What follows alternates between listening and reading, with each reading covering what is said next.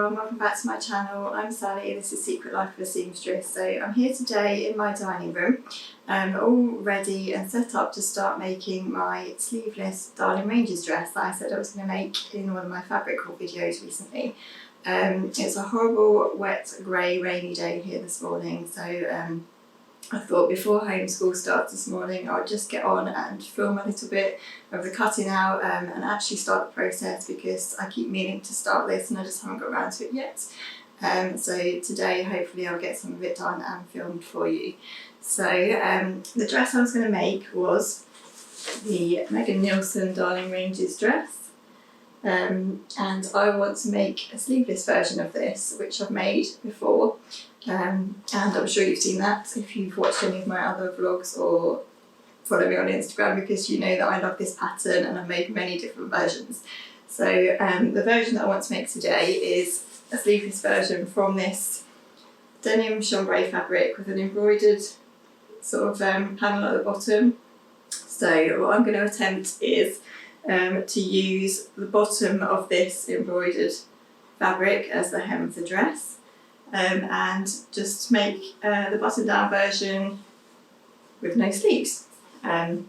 So I'm going to try and get some of that done today, and I will take you along with me and show you how I do that. This morning I'm wearing my Megan Nielsen Jara sweatshirt, which I thought I would wear today because it's a cosy kind of top and it's horrible and wet and grey outside.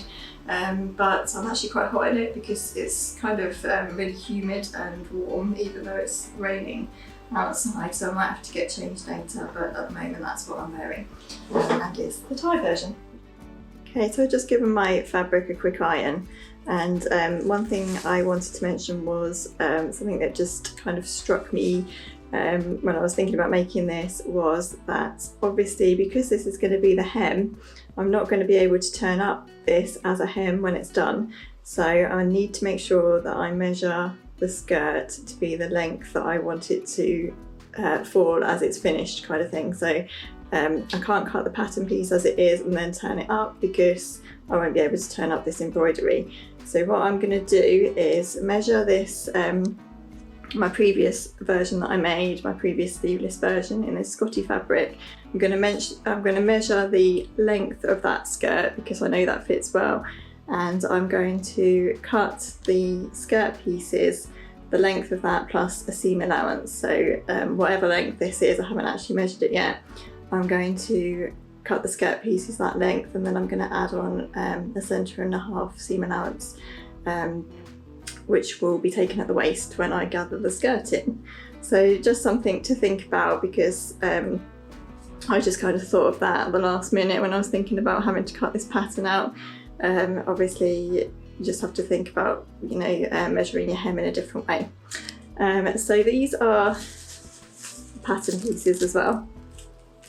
So these are the bodice pieces, and to make it into a sleeveless version, you can see that I've just measured, I think it's 1.5 centimetres at the top there, and I've marked it there, and then I've graded it down to the armhole just to take in the sleeves a little bit, because obviously I won't be fitting in a sleeve, so I just want the shoulders to be a little bit narrower than they would be if I was inserting a sleeve. So I hope that makes sense. I'm just going to cut out the pieces now. I'm really delaying homeschool by doing this on the dining table. We're always fighting over the dining table in this house at the moment for homeschool and me sewing and me working. And yeah, we really need another dining room. But we don't have one at the moment, so I'm just going to quickly cut this out and I will film it and speed it up, and then we'll do a bit of homeschool, and then hopefully I might get some more sewing time later.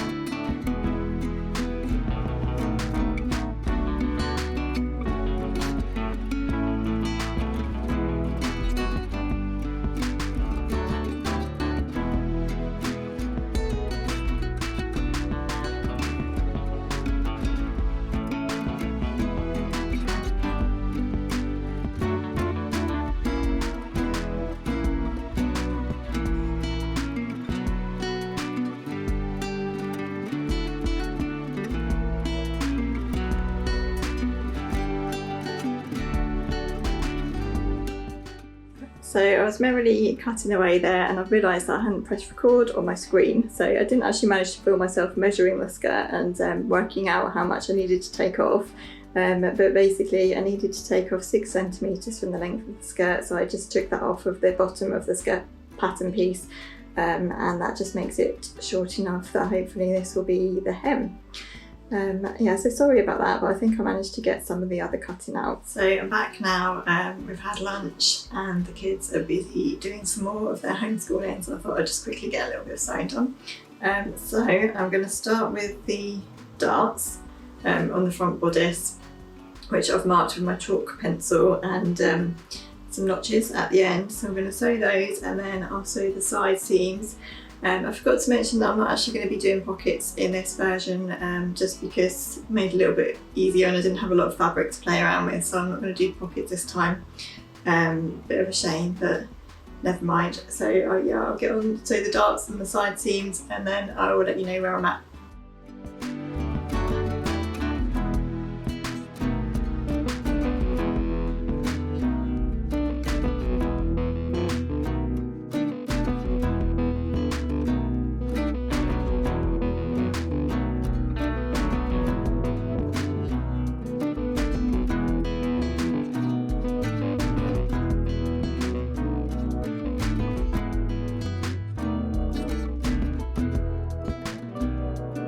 So that's my darts done, and I've pressed them towards the centre front as it says to do, and I've done the side seams and finished them and pressed them towards the back.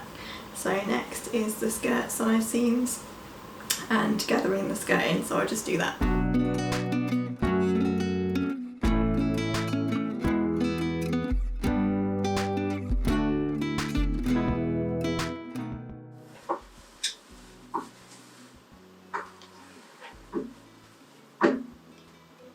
So I'm just making sure that I'm pinning these embroidery bits really carefully so that they all match up at the edge there, because obviously if that isn't matched up then it's going to look quite obvious when the seam is sewn. So I hope that's neat enough, and I'm just going to sew it now and see how that turns out.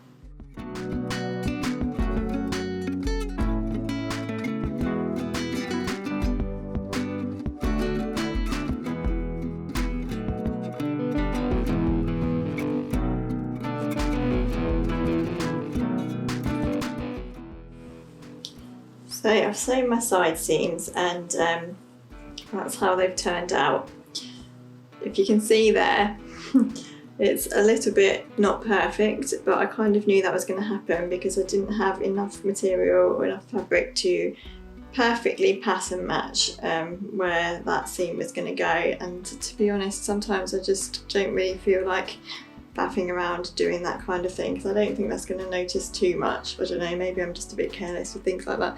If I was a better seamstress, I would have taken the time to cut that out properly so that that would perfectly match up.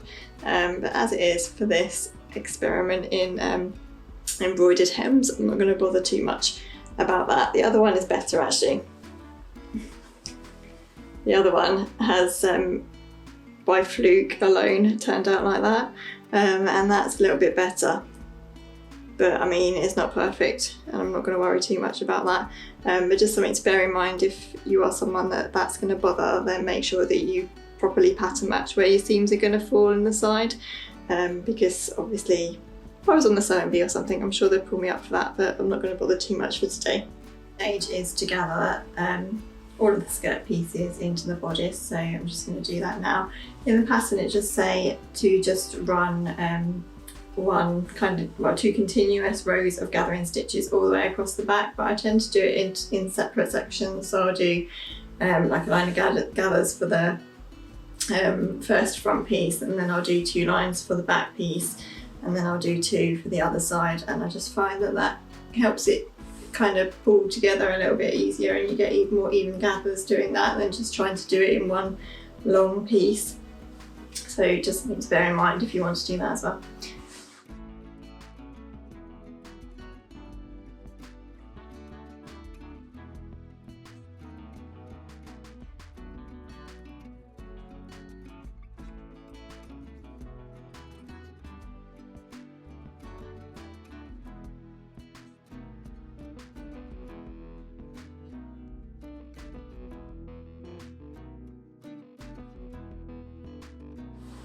So I've just gathered my bodice onto my skirt and pulled all the gathering stitches out. I was just recording myself doing that and having a nice little chat about gathering, and then I realised that the card was full on camera, so it didn't record any of that. So yeah, this video is going well today. I think I've had to change the battery once, I've forgotten to press record once, the card's been full. So I think I blame the fact that I'm trying to do it while the kids are around, because it's making me a bit stressed that I'm doing it and they're kind of just around, and I feel really guilty when I do that. But nonetheless, needs must. Sometimes I do have to do these things when they're around. So right, so that's my bodice gathered onto the skirt. So I'm just going to overlock this edge now to make it a bit neater. And then we finish the button band.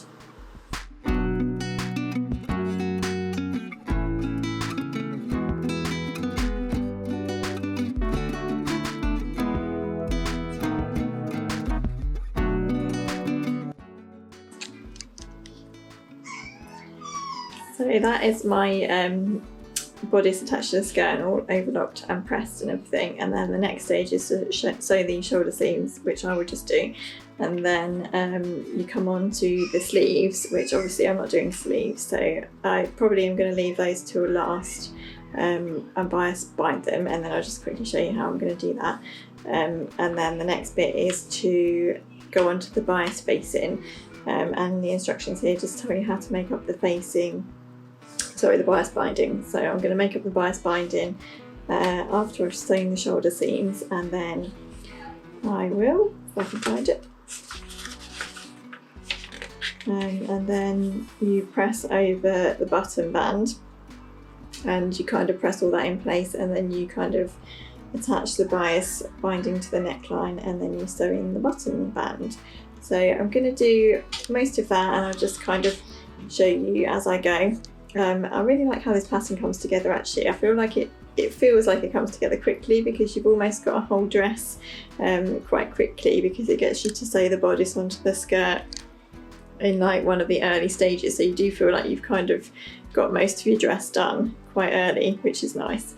And then obviously you've just got the finishing to do, and it's really nice thinking that I don't have to get the hem done actually, that the hem's already done with this embroidery, so that's nice. I'm going to get out and sew the shoulder seams now. That's a bit of a mouthful to say, sew the shoulder seams now. So I'm going to do that, and then I'll get on to my bias binding. I think that the way this dress is finished is probably one of the reasons that I love this pattern so much. I really like how it's bound at the neck band, and then it kind of just seamlessly goes down to this button band, and then it's all really nicely top stitched on the top, and it just feels like a really nice neat finish, and it's really easy to do as well, and I just feel like it all comes together really nicely. So that's where I am now. I've just done all that neckband binding, and obviously top stitched over my button band, and I went with too long rather than too short. I've probably got way too much binding here, but I've basically just used the pattern piece to make some more binding for the armholes, and I'm just going to literally bias bind my armholes so that they're finished nicely as well. So that's what I'm going to do now.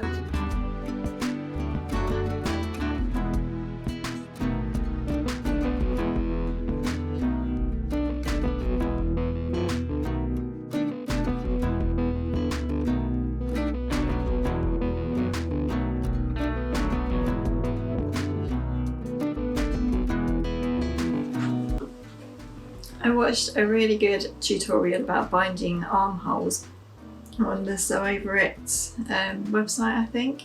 And basically you pin your binding about 1 centimetre away from your side seam on either side, and you sew it from 1 centimetre each side all the way around, and then you pinch together your binding here where it meets at your side seam, and you sew a line down there to sew it together, and then you press it open like that, and then you sew the extra bit kind of where it had missed, where you started in 1 centimetre either side, and then that gives you a really neat finish. So that's how I've done my armholes, and you can see I've done that on this side, so that's just my seam pressed open, then I finished the centimetre either side with the gap that I left, and then you can just turn that inside like that and it gives a really lovely neat finish. So yeah, I'm really pleased that I found that tutorial. I think it was from Sew Over It.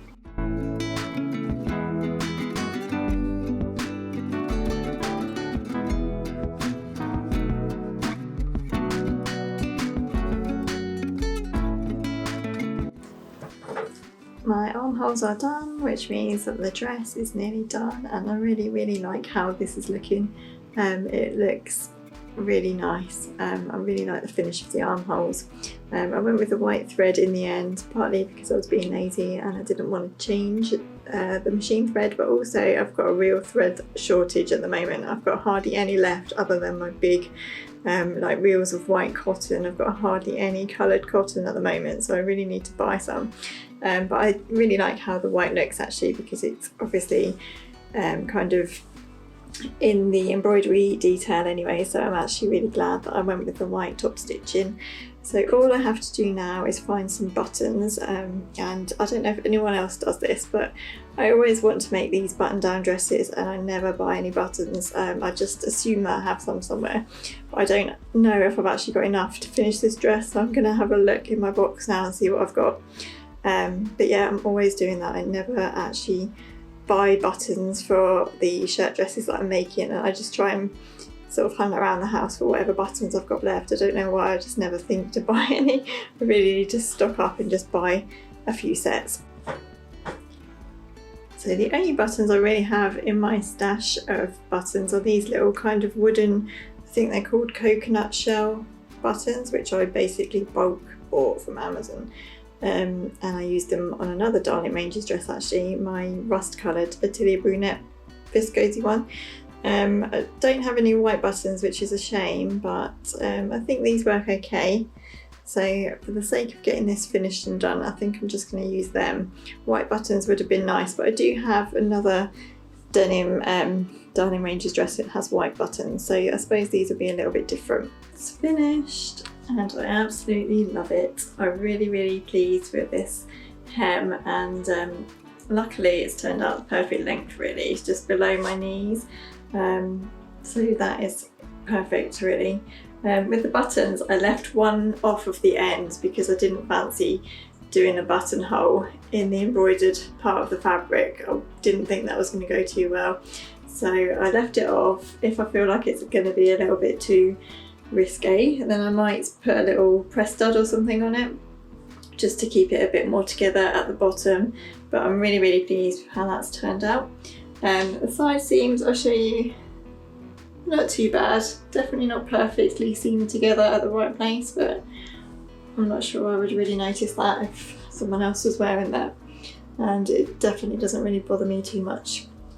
This fabric is lovely. It's really soft chambray. It's from Higgs and Higgs. I don't know if I mentioned that earlier, so I'll link it down below. I'm not sure if they've still got any though, because I did look for it recently to link it in something else and I couldn't find it, but I'll have a look, and if I can then I'll link it down below. I added the waist ties last minute because I completely forgot about adding them. I thought I was done all the buttons, gave it a good press and everything, and then thought, oh, I forgot to put the waist ties on. So they just draw it all in at the waist, and I really like it. This is my 4th blue Darling Ranges dress, and I think I probably need to have a break from this pattern now and venture into a different kind of shirt dress, but it's just a really lovely style and I love the pattern. Okay, so I'm going to end the vlog here in my bedroom still, because I don't think there's a room in this house that we haven't trashed today, with me sewing most of the day and the kids working and playing, and it's been such a wet horrible day that none of us have been able to get outside yet. But the sun has finally come out, so I think I'm going to get us out for a walk. I think we all need to get out of the house for a little bit. So I'm going to do that, and then I need to have a very big tidy up. Thank you so much for watching. If you've watched to the end, I'm really pleased with this dress. I'm going to try and get some proper photos of it over the weekend when it's a bit sunnier. Yeah, and thank you for watching. If you do like these kind of videos, sew with me kind of videos, then please let me know down below, and leave a like or a comment if you'd like to, and let me know if there's anything else you'd like to see. Any other kind of videos that you'd like me to make or anything. I don't know, that you want to know about. But yeah, thank you so much for watching. I'd love you to subscribe as well if you haven't already. Have a lovely rest of your day, and I'll see you in my next video.